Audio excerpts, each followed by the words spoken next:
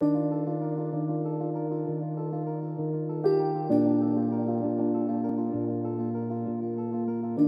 made it to the town of Ilulissat, which we did a town tour last week. This week, we're going to show you the UNESCO World Heritage Site of the Ilulissat Icefjord from the land. This area is special because it has the fastest moving glacier in the world, and it's packed with a whole bunch of icebergs all year round.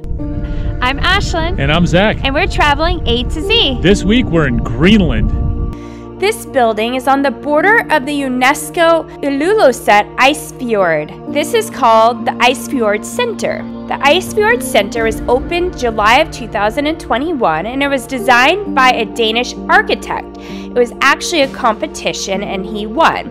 The design is inspired by a snowy owl landing on a mountain, and it's supposed to almost look like a feather.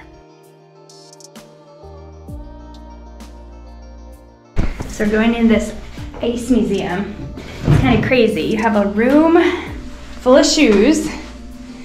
Let's see.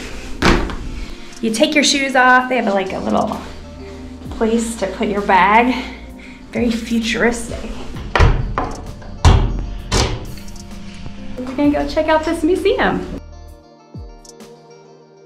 As you walk into the Icefjord Center, you could see that it's broken up by sections. This exhibit is the Tale of Ice, and basically tells us about the history of ice, the culture in and around the Icefjord, and climate change. This exhibit is based on research and data and explains the unique nature of the culture and climate change and what has been seen. As you walk through, you see display cabinets that are actually cubes of ice, which is very unusual, and when you look in there, you can see different things they're trying to showcase. Some have videos playing, and some have tools from the Inuit culture. But this is an ice core, and so what they do, scientists go down and drill into the ice as far as they could go, and then they do different studies on it to see they could date by day actually what has happened, and they've been able to go back 40,000 years. That's so crazy. And they've just have, you know, when there was ice ages, when it melted, different organisms, different things like that. That's pretty crazy, just so they could, you know, see what's happened in the climate. This exhibit's pretty unusual. On the wall, you can see pictures, and these are actually pictures and slices by X-ray of ice cores that you could see. There's 11 different speakers, and these speakers are from different areas in Greenland where there's ice and research stations, so then you could hear what's going on with the ice movement by sound. It kind of just sounds like static to me. Now that we've finished going through the Icefjord Museum, we're going to go to the World UNESCO site and go explore some of the hikes that are around the area. We're at the UNESCO World Heritage Site. So right now we're on the edge of town, and there's 3 major hikes around this area. There's one that goes to the old Inuit village, which we're going to hike first. Yellow area, which goes to kind of a power plant and an overlook of the glacier and I think the cities. And then there's a third hike, which we're not gonna do, but it goes to the quarry, which is about a almost 7-kilometer hike, and it goes all the way to the other side of the town. So we're first gonna hike to the Inuit village of Sermermiut, which is 1.3 kilometers long along a boardwalk. Sermermiut means glacier people. As you walk along the boardwalk, you could see a pile of rocks with sticks sticking out of it along a path. And this indicates when you're entering into the UNESCO World Heritage Site. This UNESCO Heritage Site is called Ilulissat Icefjord. Immigration to Greenland happened in waves. It was thought there is about 4 waves of Inuits coming over from the west and from Europe. Approximately 4,500 years ago, the first Inuits came to this area, and they were called the Sakak people. Approximately 2,500 years later, there was the Dorset, followed by the Truli and the Norse people. Right here is a crevice, and in this crevice, archaeologists found a whole bunch of animal bones.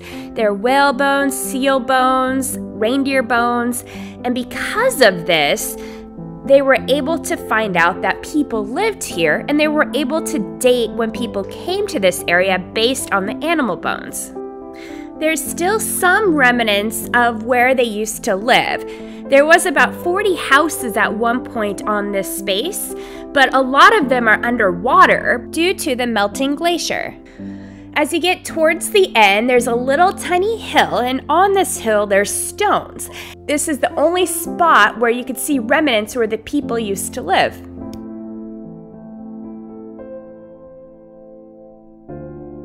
On the side, on the top of the mountain, they did find 2 Inuit graves.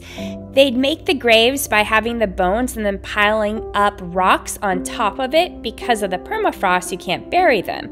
There was still bones found recently and now are being studied. A lot of the Inuits settled here because it had a lot of rich nutrients from the glacier, which brought in a lot of sea life. It also was pretty protected because it had mountains surrounding it, so it wasn't as harsh to live.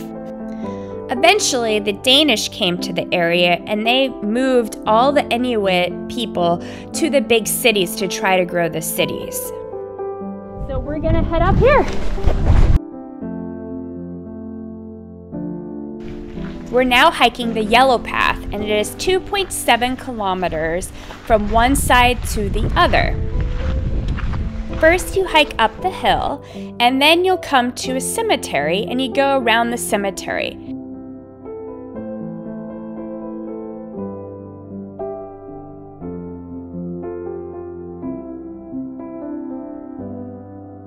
This hike is beautiful. You have gorgeous views of the DisKo Bay in the distance, and if you look way far off, you can even sometimes see DisKo Island. It just snowed about a week ago, so there's still snow on the mountain, and apparently it's a very late winter, and so there's still quite a bit of snow and melting water all over. Typically it's gone by now, but they think it's gonna last till mid-June. We made it to the UNESCO site pole and the top of the mountain. As you're walking, there's yellow dots painted on the rocks. This is how you follow the trail.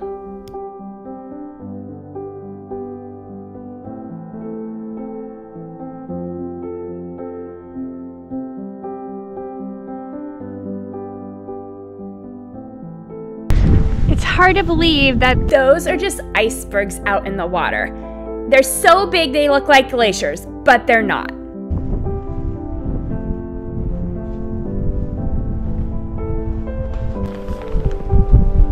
It's a decent looking mountain that we just came down.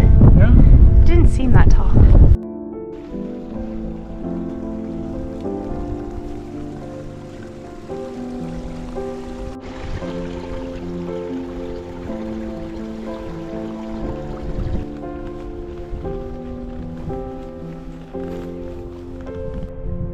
As you come over the mountain, you can see the city of Ilulissat in the distance.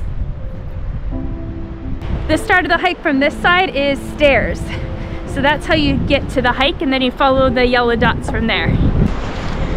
So we made it to the end of the hike. There's the power plant, and this would be the beginning or the end. I'm glad we went from the UNESCO site where the visitor center is and then came to the power plant and just did a loop. You can do this and go all the way back. There's a parking lot up there, but we're gonna just go back into town and head to our hotel. After a full day of hiking, we decided to go back to our hotel and eat at the hotel restaurant called Icefjord. It's supposed to be one of the top restaurants in all of Ilulissat. The menu is supposed to have all local foods. We heard that the muskox is the top thing to eat here. Sourdough bread, butter with seaweed on top. Bread came like this, looking like this. That's all I saw. It looked like a breadstick. It's not, it's a knife. So it's a crab bisque, but they put the crab in it and then they put the bisque in at the table. I've never seen anything like this before. So the crab's in the middle? Yeah, this is crab right here. So that is musk ox and potatoes. What does muskox taste like? So muskox tastes like cow, like exactly like cow. It's good. I got a vegetarian beef and potato mash with a sauce. For dessert, I got an apple sorbet with hazelnut and a caramel crisp.